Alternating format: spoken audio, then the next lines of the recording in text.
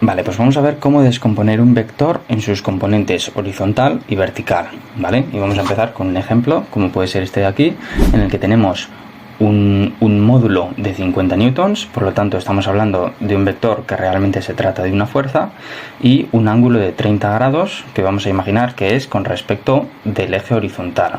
Entonces estamos en este caso de aquí, en el que, como hemos dicho, el módulo de nuestro vector, es decir, un poco la magnitud del vector, normalmente hacemos referencia al módulo como si fuera la longitud del vector, pero en este caso, en lugar de metros o centímetros, estamos hablando de newtons, y por tanto su módulo hace referencia al valor numérico de la fuerza que representa ese vector, ¿vale? Entonces tenemos el módulo de 50 newtons y por otra parte tenemos el ángulo de 30 grados con respecto del eje horizontal, ¿vale? Y lo que vamos a querer hacer va a ser proyectar este vector, ¿sí? Vamos a imaginarnos que tenemos una linterna y estamos moviendo esa linterna de diferentes formas para poder conseguir la sombra que crea este vector en el eje horizontal primero y después en el eje vertical, ¿vale?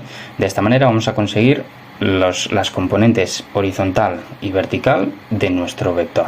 ¿Y cómo vamos a hacer esto?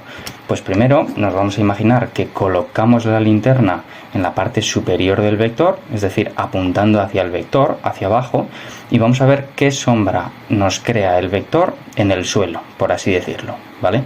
Vamos a ver qué sombra se proyecta en el eje horizontal del vector que tenemos inicialmente. Y a esa sombra le vamos a llamar Vx, ¿vale? La componente X de nuestro vector.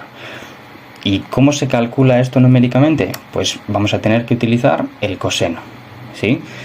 Recordemos que si queremos calcular el lado contiguo en un triángulo en el que hay un ángulo, como es en este caso de 30 grados, vamos a tener que utilizar el coseno, ¿sí? Para calcular cuál es el lado contiguo al ángulo, utilizaremos el coseno.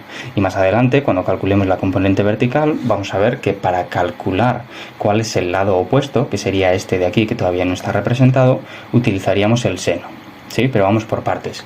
Estamos calculando la componente horizontal, entonces vamos a coger el valor numérico de nuestro vector, que en términos de geometría sería la hipotenusa del triángulo, y lo vamos a multiplicar por el coseno de nuestro ángulo, ¿sí?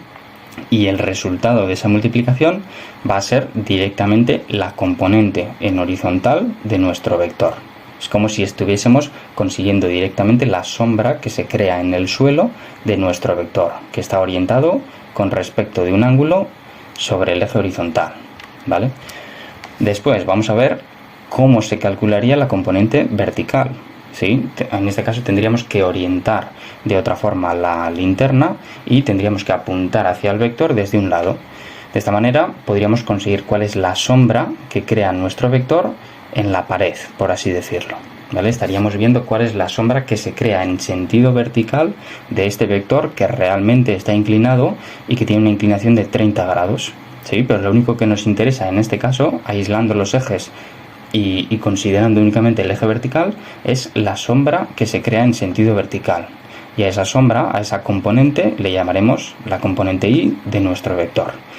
¿Y cómo se calcula esto numéricamente? Pues como decía antes, ahora tenemos que utilizar la expresión del seno, ¿sí? Y cogeremos la hipotenusa de nuestro triángulo, es decir, cogeremos el módulo del vector, los 50 newtons de nuestra fuerza, y los multiplicaremos por el seno del ángulo que tenemos aquí.